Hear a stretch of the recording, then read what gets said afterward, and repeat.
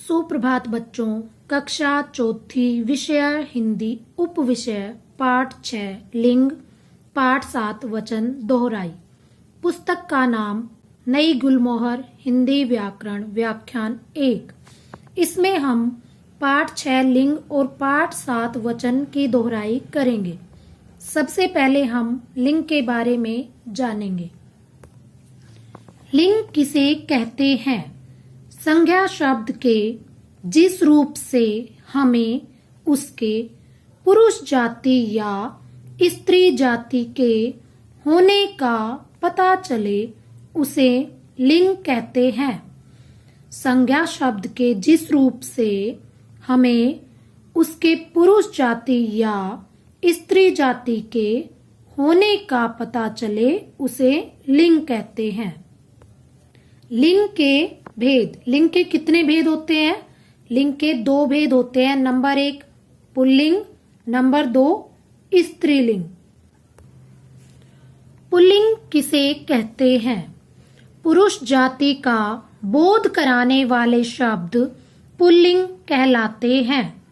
जो पुरुष जाति का बोध कराते हैं वो पुल्लिंग कहलाते हैं। जैसे दादा, माली, कबूतर। स्त्रीलिंग किसे कहते हैं? स्त्री जाति का बोध कराने वाले शब्द स्त्रीलिंग कहलाते हैं। जैसे दादी, मालिन, कबूतरी। स्त्री जाति का बोध कराने वाले शब्द स्त्रीलिंग कहलाते हैं। बच्चों, अब हम कुछ ऐसे शब्दों के बारे में जानेंगे जो सदैव पुल्लिंग में प्रयोग किए जाते हैं। सदैव पुल्लिंग में प्रयोग किए जाने वाले शब्द। पर्वतों के नाम। जितने भी पर्वतों के नाम हैं वो सभी पुल्लिंग में आते हैं। जैसे हिमालय, अरावली, सतपुड़ा, विंध्याचल आदि। ग्रहों के नाम। ग्रहों के नाम भी पुल्लिंग के अंतर्गत आते हैं। जैसे बुध, बृहस्पति, वरुण, मंगल, शुक्र, यम आदि। देशों के नाम भी पुल्लिंग के अंतर्गत आते हैं। जैसे भारत, श्रीलंका, फ्रांस, नेपाल, अमेरिका आदि। वृक्षों के नाम। बच्चों, वृक्षों के नाम भी पुल्लिंग में आते हैं। जैसे आम का वृक्ष, पीपल, नीम, अमरूद का वृक्ष आदि। फूलों के नाम। बच्चों, फूलों के नाम भी पुल्लिंग के अंतर्गत आते हैं। जैसे गुलाब, गेंदा, गुड़हल आदि। बच्चों, अब हम ऐसे शब्दों के बारे में जानेंगे जो सदैव स्त्रीलिंग में प्रयोग किए जाते हैं। सदैव स्त्रीलिंग में प्रयोग किए जाने वाले शब्द। नदियों के नाम। बच्चों, नदियों के नाम हमेशा स्त्रीलिंग में आते हैं। जैसे गंगा, घग्गर, बेतवा, सोन, नर्मदा, ताप्ती आदि। भाषाओं के नाम। भाषाओं के नाम भी स्त्रीलिंग के अंतर्गत आते हैं। जैसे हिंदी, मराठी, पंजाबी, गुजराती, कश्मीरी आदि। बोलियों के नाम। बोलियों के नाम भी स्त्रीलिंग में आते हैं। जैसे पहाड़ी, भोजपुरी, मैथिली, अवधी, ब्रजभाषा आदि। समूहवाचक शब्द। बच्चों, समूहवाचक शब्द भी स्त्रीलिंग के अंतर्गत ही आते हैं। जैसे कक्षा, सेना, सभा आदि। बच्चों, ई अंत वाले शब्द ज्यादातर स्त्रीलिंग होते हैं, चाहे ई आए या बड़ी ई की मात्रा। जैसे चिट्ठी, यहाँ पर बड़ी ई की मात्रा है। पृथ्वी, यहाँ पर भी बड़ी ई की मात्रा है।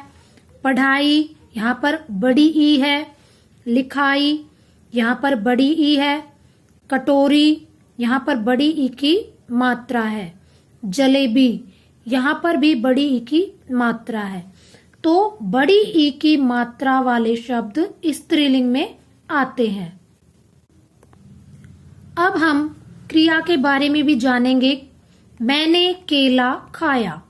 यहाँ पर खाया क्रिया है। मैंने लीची खाई। खाई क्रिया है। उसने ताला खरीदा। खरीदा एक क्रिया है। उसने पुस्तक खरीदी। खरीदी भी एक क्रिया है। बच्चों देखो, केला खाया, ताला खरीदा, लीची खाई, पुस्तक खरीदी। यहाँ पर क्रिया खाया और खरीदा पुल्लिंग शब्द का बोध करा रहे हैं, जबकि खाई और खरीदी स्त्रीलिंग का बोध करा रहे हैं। वाक्य में क्रिया शब्दों का प्रयोग लिंग के अनुसार होता है। जैसे पुस्तक खरीदी, यहाँ पर पुस्तक खरीदा नहीं हो सकता। लीची खाई, यहाँ पर लीची खाया, यह तो नहीं हो सकता। तो इस प्रकार वाक्य में क्रिया शब्दों का प्रयोग लिंग के अनुसार होता है।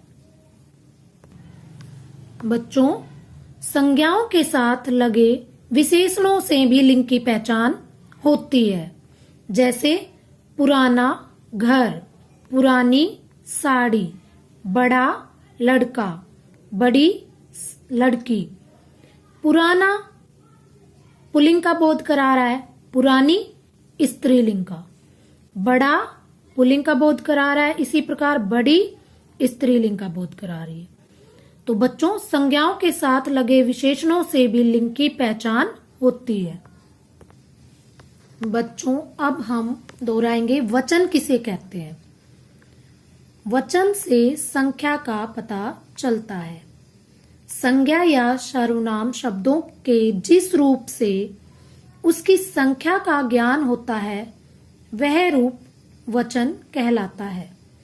संज्ञा या सर्वनाम शब्दों के जिस रूप से उसकी संख्या का ज्ञान होता है, वह रूप वचन कहलाता है। वचन के कितने भेद हैं? वचन के 2 भेद हैं। नंबर 1 एक वचन, नंबर 2 बहुवचन। एक वचन किसे कहते हैं? शब्द के जिस रूप से किसी प्राणी या वस्तु की एक संख्या का बोध होता है, उसे एक वचन कहते हैं। यानी कि वह संख्या में एक है, उसका बोध कराते हैं, वो एक वचन होते हैं। शब्द के जिस रूप से किसी प्राणी या वस्तु की एक संख्या का बोध होता है, उसे एक वचन कहते हैं। जैसे मछली, लड़का, गेंद आदि।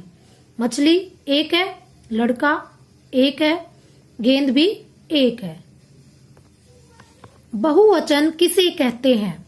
शब्द के जिस रूप से किसी प्राणी या वस्तु के एक से अधिक होने का बोध हो, उसे बहुवचन कहते हैं। शब्द के जिस रूप से किसी प्राणी या वस्तु के एक से अधिक होने का बोध होता है, उसे बहुवचन कहते हैं। जैसे मछलियां, लड़के, गेंदें आदि। मछलियां एक से अधिक है, लड़के एक से अधिक का बोध हो रहा है, इसी प्रकार गेंदें एक से अधिक का बोध करा रही हैं। अब हम वचन संबंधी जानने योग्य बातें जानेंगे। आदरणीय लोगों के लिए सदैव बहुवचन का प्रयोग किया जाता है। जैसे दादाजी बगीचे में घूम रहे हैं, माँ खाना बना रही हैं। यहाँ पर हैं बहुवचन का प्रयोग किया गया है। कुछ शब्द सदा बहुवचन के रूप में प्रयोग किए जाते हैं, जैसे हस्ताक्षर, आंसू, दर्शन, बाल आदि। कुछ शब्द सदा एक वचन के रूप में ही प्रयोग किए जाते हैं, जैसे भीड़, पानी, जनता, सोना, बारिश, दूध आदि।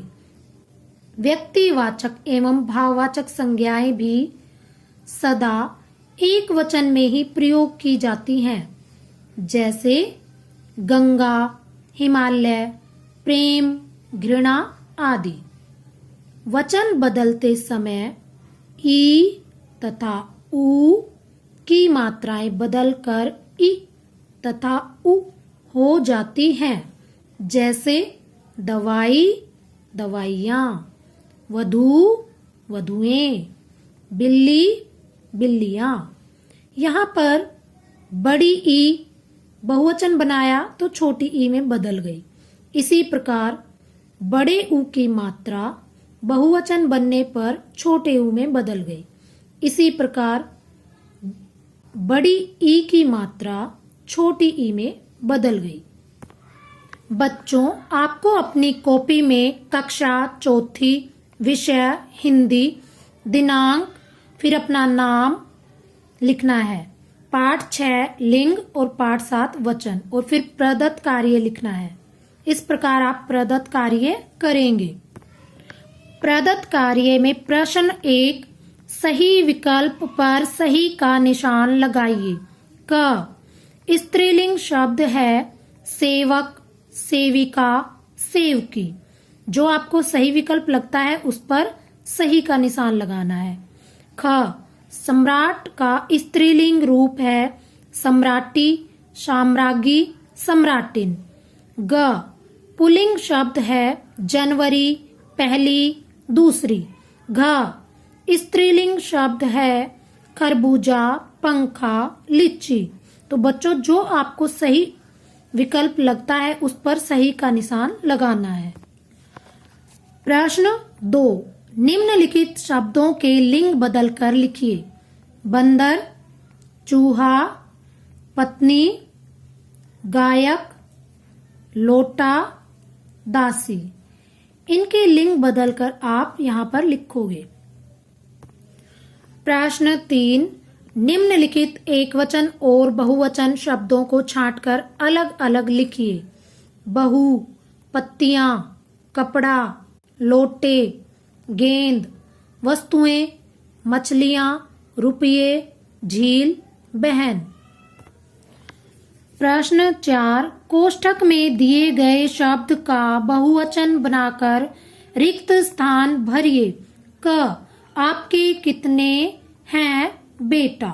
ख धोबी लेकर आया है कपड़ा। ग अब आने वाली है गर्मी। घ आज सभी बंद हैं दुकान।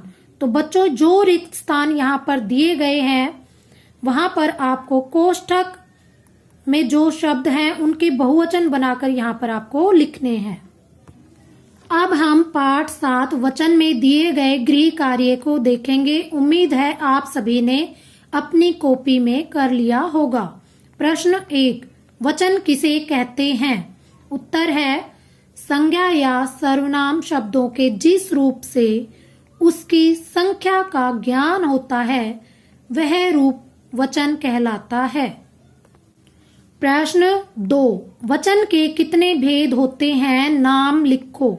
उत्तर, वचन के 2 भेद होते हैं। नंबर 1 एक वचन, नंबर 2 बहुवचन। प्रश्न 3, एक वचन बहुवचन के 3 शब्द लिखो। उत्तर, एक वचन के शब्द हैं माला, डिबिया, घोड़ा। बहुवचन के शब्द हैं मालाएं, डिबिया, घोड़े। धन्यवाद।